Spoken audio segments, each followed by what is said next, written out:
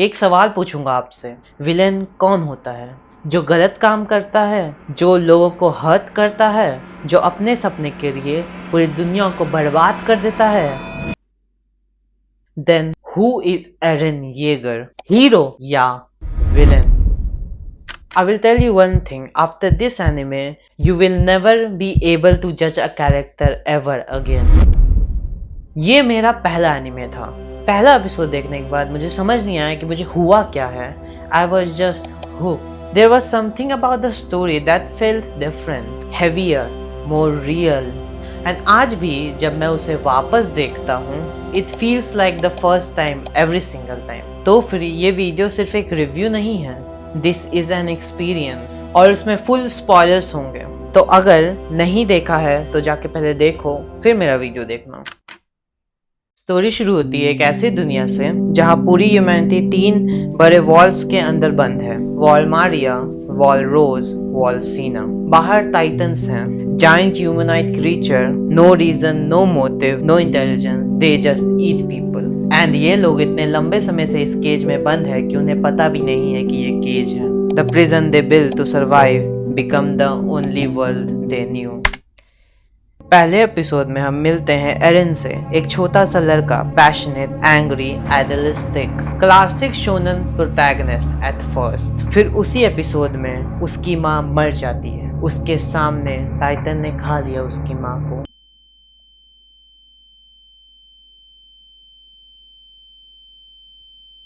And that one moment give Eren one thing, obsession.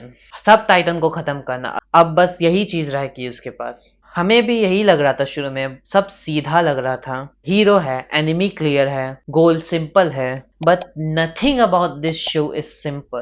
Season 1 में पता चलता है एरन खुद एक टाइटन बन सकता है, टाइटन भी, इंसान भी, perfect weapon, humanity finally had hope, सब ठीक लग रहा था।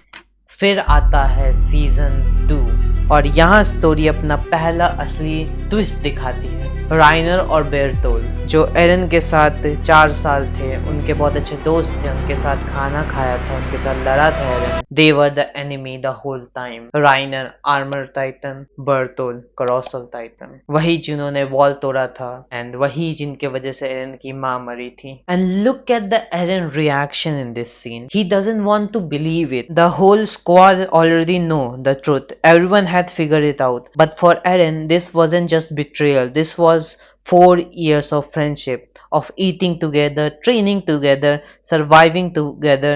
This moment breaks something inside Eren, and it never heals. हम तब नहीं समझते हैं ये, बाद में हमें पता चलता है। सीजन 3 के एंड में एक सीन है जो मुझे पर्सनली बहुत अच्छा लगता है। पहली बार सर्वे क्रॉप्स वॉल के बाहर निकलते हैं पूरी दुनिया देखने के लिए। आर्मिन समुंदर देख के खुश होता है, एरन नहीं, because in that same moment they find out this island is not the last of humanity. There are billions of people outside and every single one of them want to destroy this island simply because these people are Eldians. सोचो एरन के बारे में, जिसने पूरी जिंदगी सोचा Titan उसकी enemy, Titan को मारो आजादी मिलेगी। And when he finally got outside, he realised titan were never the real problem, the whole world was. And this moment is what creates the Eren of season 4। Season 4 जो करता है वो बहुत bold था, वो पूरा पर्सपेक्टिव ही बदल देता है तुम्हारा। सडनली हम मार्ले की तरफ से देखते हैं, नए कैरेक्टर हैं, यंग किड्स हैं जो सोचते हैं कि एल्डियन मॉन्स्टर्स हैं। That's the only thing they have ever been taught. फिर एरन आता है मार्ली में और अटैक करता है, और वो नए किड्स जो एग्जैक्टली एरन जैसे थे सीजन 1 में, they feel exactly what Eren felt. Someone came from outside to destroy everything for no reason they could understand. तुम बताओ मुझे, राइनर, बर्टोल और एरन में क्या फर्क रहा? There was no difference. Both were trying to protect their home. Both were fighting for their people. For both sides, the other was the enemy. If there is no enemy, there is only perspective. और फिर आता है The Rumbling. एरन के पास attack Titan की power थी, जो past और future दोनों देख सकती है। उसे पता था ये सब होगा। He planned everything. He made sure these events happen exactly this way. To use the founding titan, he needed royal blood. He didn't have it, so he used Zeke Yeagan.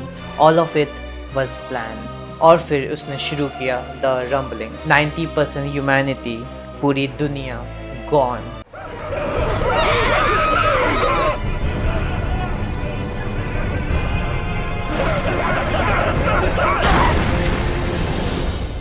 The first 20 minutes of that final episode, I couldn't breathe. Civilian, children, people who had never ever heard of Paradise Island, all of them. Did Eren do the right thing? No, and we all know that. But then the real question is, what could he have done? एरन ने एक बात कही थी Armin से जो मुझे आज भी बहुत अच्छी लगती है. Even if we stop this, someone will rise again. The cycle of hatred never ends. It just restarts. So what was the answer? Even Eren didn't know that. Armin ने उससे कहा कि हम लोग बात करके देख सकते हैं, लेकिन उसका भी कोई फायदा नहीं था. He could see the future. He knew everything that would happen, but he couldn't see past this moment. He couldn't see the answer. And yet, he did what he had to do. क्योंकि वो एक टूटा हुआ इंसान था जो सिर्फ अपने लोगों को बचाना चाहता था, चाहे उसके लिए उसे पूरी दुनिया ही खत्म क्यों ना करनी पड़े. ये शो का नाम क्या है? Attack on Titan. लेकिन ये स्टोरी टाइटन के बारे में नहीं है. It's about freedom and loneliness. It's about a man who wanted to be free his entire life and never was, not even for a day. याद है एरन बचपन में क्या करना चाहता था? वो समुंदर देखना चाहता था, वो पहाड़ देखना चाहता था, वो पूरी दुनिया देखना चाहता था. जब वो फाइनली बाहर निकला, वो खुश नहीं था, because freedom never came. He was bound by the chains of Attack Titan, bound by a destiny he had written himself, or maybe never written at all. Maybe he was just following it. He couldn't even tell the difference anymore. He was never free, not even once. यही tragedy है. ये सिर्फ एक war story नहीं है. This is a story of a man who changed his entire world and never got to live his own life. और फिर ending. बहुत लोग खुश नहीं थे. मैं भी पहले बहुत कंफ्यूज था. But when I understand it, I really understand it. एक कैरेक्टर है यमीर जो कि फाउंडर टाइटन है, जहाँ से टाइटन की पावर शुरू हुई है. She love the king who never loved her back, and because of that love she was enslaved for generation, bound to someone who never cared about her. और फिर Eren का आखिरी फैसला आता है. He didn't give anyone the answer. He give them a choice. He let them decide. He give them the freedom he never can have. और उनका जवाब किल एरन. मिकासा जो पूरी जिंदगी एरन के साथ थी, वही उसे रोकती है. The person he loved most, that was his end. And Ymir, she finally becomes free because Mikasa showed her something. Loving someone doesn't mean being their slave. Sometimes love means letting go. Sometimes love means ending the suffering. दुनिया बची partially. Titans खत्म हो गए. Cycle of hatred still there. Eldians are still not forgiven. Maybe they never will be. लेकिन एक चीज हुई. Titans gone. वो चीज जो एरन की माँ को ले गई थी, वो चीज जो इस सब की वजह बनी थी, एरन ने उसे ही खत्म कर दिया. He kept his promise. Just not in a way anyone could justify, but in a way everyone can understand. That is Attack on Titan, a story that first gives you a hero, then takes him away and leaves you with one question. Was anyone right? Was anyone wrong? And if you think you know the answer, watch it one more time. I am beyond stories, and this wasn't just the anime. This was a lesson in being human.